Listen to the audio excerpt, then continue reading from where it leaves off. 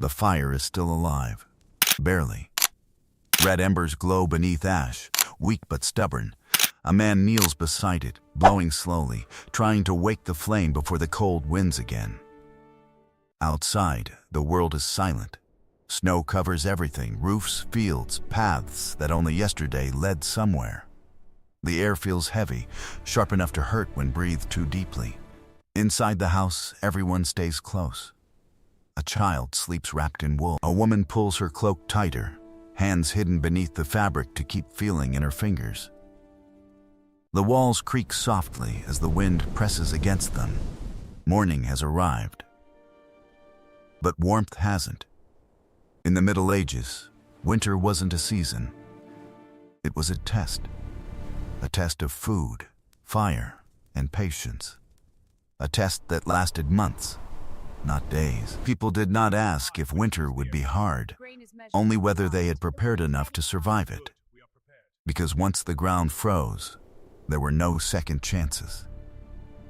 Winter survival began long before the first snow. Autumn was a race against time. Fields were stripped clean, grain dried carefully, vegetables buried underground where frost could not reach, meat salted, smoked, packed away for weeks that hadn't arrived yet. Every decision mattered. Too little food meant hunger. Too much wasted effort meant exhaustion before winter even started. Families counted sacks of grain again and again, whispering quiet calculations. How long would it last? No one truly knew. Because winter could stretch longer than expected. Storms could block roads. Hunting could fail. And when the world outside turned white and silent, what you had stored was all you would have. The fire became the center of life. People cooked beside it, worked beside it, slept close enough to feel its weak warmth at night. Letting it die was dangerous. Relighting a fire in deep winter was not easy. Sparks were precious. Dry wood even more so. Children were taught to guard embers carefully, covering them so heat survived until morning. Smoke filled the room constantly, stinging eyes and darkening walls. But no one complained. Smoke meant warmth. Warmth meant life. Outside, the cold waited patiently, pressing against doors, creeping through cracks, reminding everyone that the line between comfort and suffering was thinner than a single wall. Winter was not only cold, it was dark. Days felt short, ending almost as soon as they began. By late afternoon, shadows stretched across the floor, and work slowed to a crawl. Light came from candles, expensive and limited, or from the fire itself, flickering against rough walls. People learned to live slowly. Needles moved through fabric near the flame. Tools were repaired. Stories were told to pass the hours. Silence filled the spaces between words. Darkness changed how time felt. Hours stretched longer. Thoughts grew heavier. The outside world disappeared behind black windows and frozen air. And sometimes, the hardest part of winter wasn't hunger or cold. It was waiting for the sun to return. Winter made everything quieter. Too quiet. Coughs sounded louder in the dark.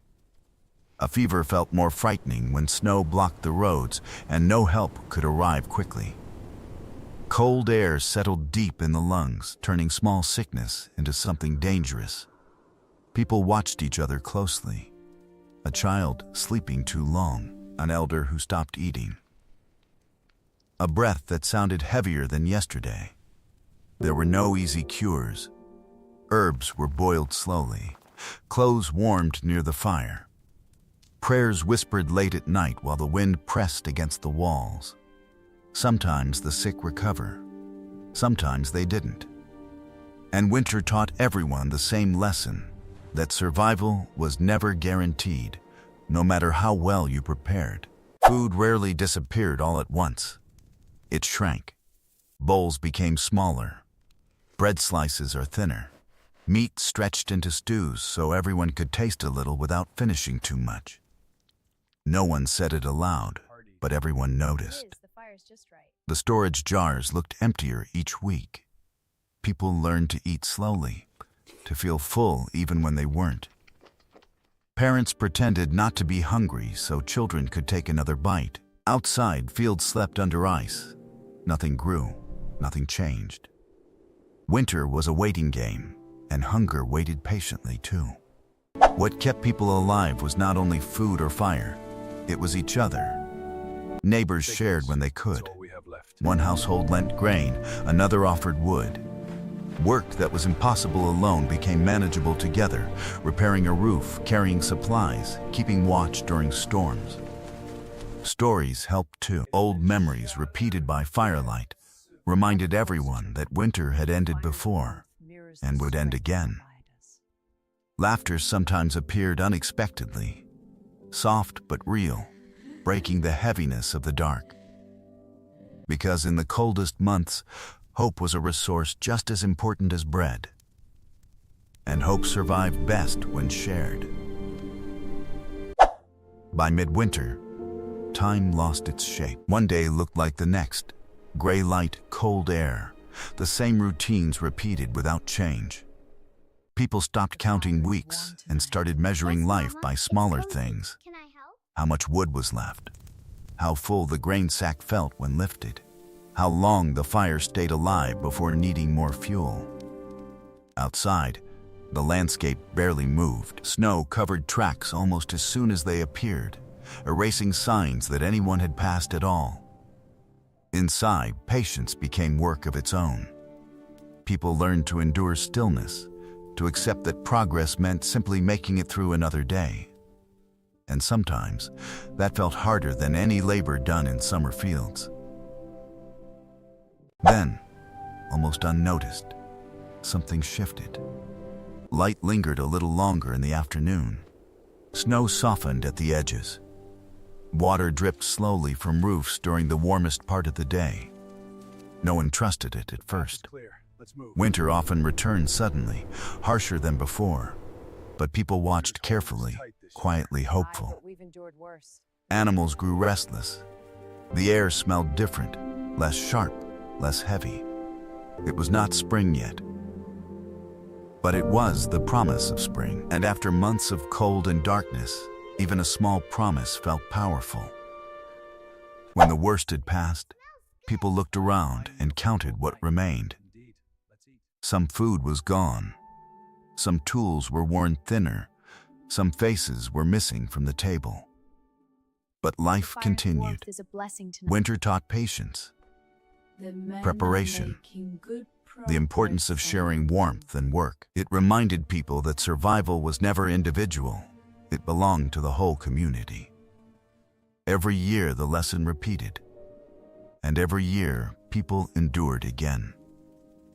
Because they knew something simple, winter always came back. So they learned how to live with it. One morning, the air felt different. Not warm, not yet, but softer. Snow sank slightly underfoot. Water ran where ice had held firm for months. Doors opened wider. People stepped outside longer than they had in weeks. Winter is ending. The village looked unchanged at first glance, yet everyone felt older somehow, quieter, slower, carrying memories of long nights and careful choices. They had survived again, not because winter had been gentle, but because they had learned how to endure it together. The fire had been protected. Food had been stretched. Work had continued even when hope felt thin. And now, the fields waited. Soon the ground would open. Tools would return to the soil. Life would begin its cycle again, as it always did.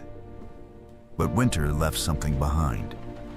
A reminder that comfort was fragile, that warmth was precious, that survival was built from small acts repeated every day, sharing bread, keeping the fire alive, staying close when the dark felt endless. Today, winter is something we watch through windows. For them, it was something they faced. And every spring that followed was not just a season. It was proof that endurance had won once more.